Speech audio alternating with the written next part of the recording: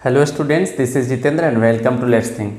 हम लोग जो कर रहे हैं सीरीज वो इलेक्ट्रोस्टैटिक्स है। इलेक्ट्रोस्टैटिक्स का क्वेश्चन नंबर आज हम लोग एनसीईआरटी का पार्ट 1.3 पढ़ेंगे। ठीक है, तो आप लोग का स्क्रीन पे क्वेश्चन उपलब्ध हो जाएगा। मैं बाइलैंग्वेज प्रयास करूंगा, मतलब हिंदी मीडियम इंग्लिश मीडियम में दोनों में प्रयास करूंगा। ठीक है, तो चलते हैं हम लोग क्वेश्चन नंबर 1.3 के तरफ। 1.3 है कि चेक दैट द रेशियो के ई स्क्वायर। ठीक है, तो हमें एक रिलेशन दिया हुआ है, तो यहाँ पे लिखेंगे गिवन रिलेशन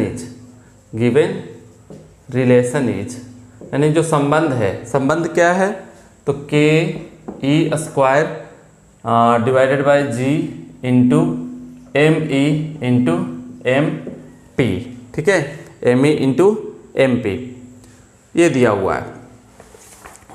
इस डायमेंशन लेस बता देना है कि ये डायमेंशन लेस है, मतलब इसका कोई डायमेंशन नहीं होगा। Look at A table of physical constant बताना है, यूज करना है किसका, फिजिकल कांस्टेंट के टेबल का। तो आप लोग के पेज नंबर सारे मतलब डायमेंशनल फार्मूला कुछ क्वांटिटी का दिया हुआ है पेज नंबर एनसीईआरटी का 44 में, तो आप वहाँ से देख सकते हो। ठीक है, इंग्लिश मीडियम में एनसीईआरटी का 44 होगा, हिंदी मीडियम में आप बुक में भी देख लीजिए। तो k E square divided by G into m E into M p हो गया। बताना है कि डायमेंशन लेस है। और look up a table of physical constant and determine the value of this ratio, what does the ratio signify. ठीक है, तो एक तो बताना है कि डायमेंशन लेस है, और दूसरा में बताना है कि इसका वैल्यू अगर बैठा देते हैं, ई का वैल्यू, जी का वैल्यू, एम ई का वैल्यू, एम पी का वैल्यू, अगर सारे का वैल्यूज आप बैठा देते हैं तो बताइए कि इसका वैल्यूज क्या आएगा। ठीक है, और वो किस चीज़ को सिग्निफाई करता है, मतलब किस चीज़ को बताता है। तो सबसे पहले तो हम लोग इसको ये पता करेंगे कि डायमेंशन लेस है। तो सिंस किसको क्या बोलते हैं, तो चूंकि के हो गया क्या 1/4 पाई एप्सिलॉन नॉट, इसी को के बोला गया है। और इसका डायमेंशनल फार्मूला, ठीक है, इसका डायमेंशनल फार्मूला, ये तो इलेक्ट्रोस्टैटिक्स कांस्टेंट हो गया ना, जिसको हम लोग कोलम्बिक कांस्टेंट कहेंगे, कोलम्बिक कांस्टेंट। और इसका डायमेंशनल फार्मूला क्या होगा, के का डायमेंशनल फार्मूला, तो निकाल लीजिए। के का डायमेंशनल फार्मूला कैसे निकालेंगे, तो ए बराबर फार्मूला होता है 1/4 pi epsilon not Q1 Q2 बटे आर स्क्वायर। तो 1/4 पाई एप्सिलॉन नॉट बराबर हो जाएगा एफ आर स्क्वायर बटे Q1 इंटू Q2।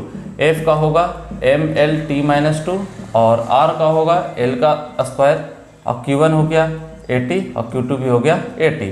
तो एल और एल स्क्वायर हो गया LQ और T पर पावर -2, और ए और ए नीचे से ऊपर जाएगा -2 होगा, T ऊपर जाएगा तो -T हो जाएगा। ठीक है, 2⁻²। तो यहाँ पे MLQ T⁻⁻4 और A⁻², यानी इसका फॉर्मूला याद रखना है MLQ T⁻⁻4 और A⁻²।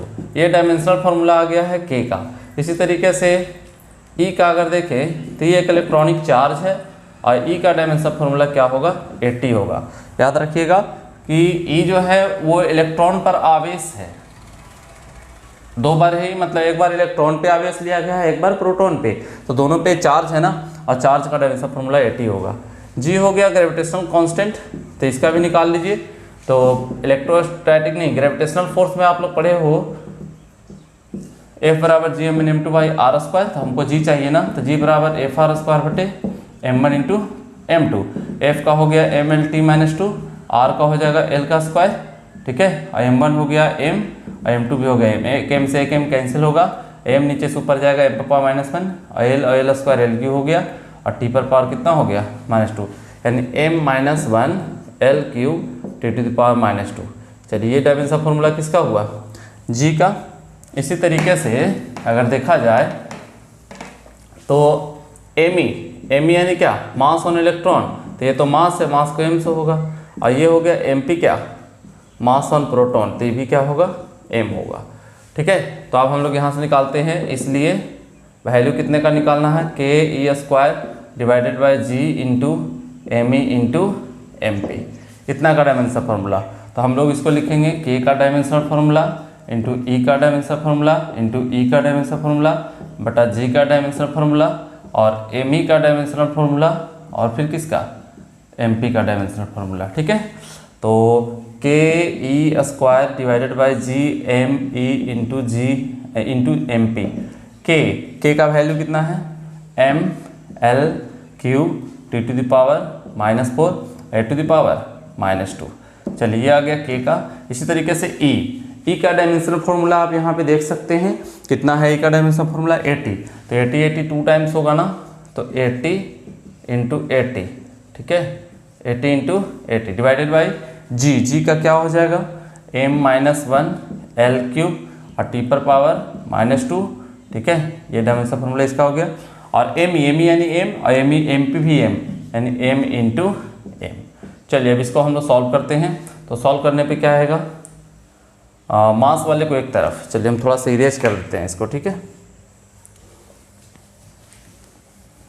हमको बता देना है कि जब ये रेशियो निकालेंगे तो ये रेशियो जो है यूनिट लेस आएगा। क्वेश्चन में कह रहा है क्या निकालने के लिए, बताने के लिए कि कांस्टेंट जो होगा डायमेंशन लेस होगा। ठीक है, तो k E square divided by G into m E into M P is equal to m, ऊपर में एम हो गया, एल क्यू अकेला हो गया, टी पर पावर -4 और टी स्क्वायर। ठीक है, टी स्क्वायर और टी स्क्वायर में से टी पर पावर -4 जाएगा, टी टू द पावर -2 बचेगा। और ए स्क्वायर और ए पर पावर -2 ये दोनों तो कैंसिल हो जाएगा। ठीक है, यहाँ पे ए पर पावर -2 लिख देते हैं, अगले स्टेप में करेंगे -2 यहाँ पर हो जाएगा ए और ए का स्क्वायर, इतना डिवाइडेड बाई m-1 और m, ये दोनों तो कैंसिल हो जाएगा ना एक दूसरे से, तो बचेगा कौन, m बचेगा एक, और नीचे क्या बचेगा, एल क्यू बचेगा, और क्या बचेगा, टी टू द पावर -2 बचेगा, और क्या बचेगा, तो और तो कुछ है नहीं। तो ऊपर वाले को इस तरीके से लिखेंगे बंद करके, और नीचे वाले को भी इस तरीके से, यानी m से m कट गया, एल क्यू से एल क्यू कट गया, टी टू द पावर -2 से टी टू द पावर -2 कट गया, बचा क्या, A to the power -2 into A पर पावर 2। और ये दोनों माइनस पावर और प्लस पावर मिलके क्या बनाएगा, ए पर पावर 0 और ए पर पावर 0 यानी कितना 1, यानी कि के ई स्क्वायर बटे जी इंटू एम ई इंटू एम पी का मान 1 आया, यानी m0 l0 t0 a0, मतलब कुछ भी नहीं आया। तो हम क्या कह सकते हैं, इसलिए k E square divided by G into m E into M P is dimensionless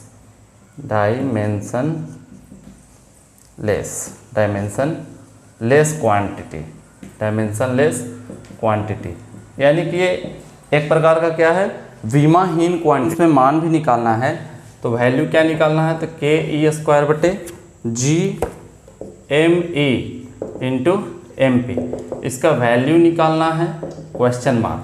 तो वैल्यू के लिए हमको के का मान पता होना चाहिए, तो के का मान कितना होता है 9 इंटू 10⁹ न्यूटन मीटर स्क्वायर बटे कूलम स्क्वायर, और ई हो गया एक इलेक्ट्रॉन पर चार्ज, तो 1.6 गुना 10⁻⁻19 कूलम, और जी होगा कितना, तो जी का वैल्यू क्या होता है, तो 6.7 into 10⁻11 newton metre square divided by K G square.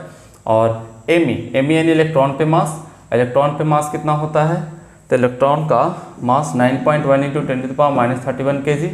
ठीक है, और प्रोटॉन का मास क्या होगा, तो M P is equal to 1.66 into 10⁻27 kg। ये सब सारे के सारे इसके वैल्यूज दिए हुए हैं। अब हमको इसका मान बैठाना होगा, मान बैठा के यहाँ पे सॉल्व करना होगा। तो देखते हैं हम लोग, यहाँ पे के का वैल्यू कितना, तो 9 इंटू 10⁻9, और ई का वैल्यू 1.6 इंटू 10⁻19, 2 बार होगा ये -19, और इतना डिवाइडेड बाई कितना, तो जी का वैल्यू 6.7 इंटू 10⁻11, एम ई का वैल्यू 9.1 इंटू 10⁻31, और एम पी का वैल्यू 1.66 इंटू 10⁻27।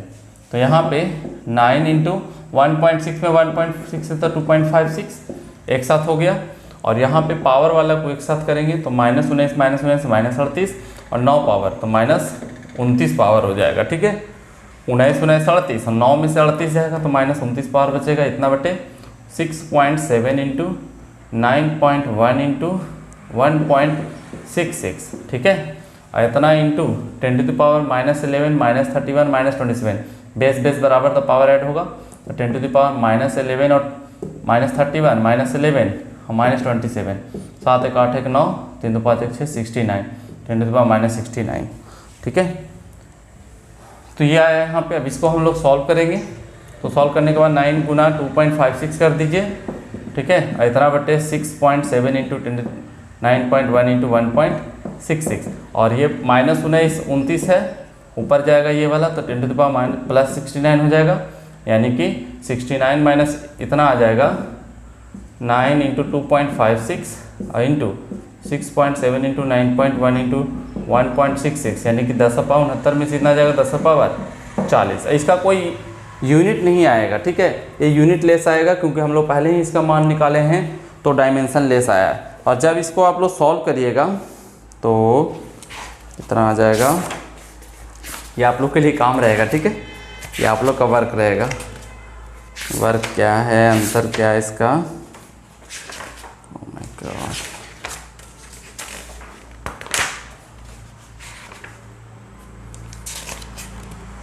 चलिए इसका आंसर आएगा आपका 2.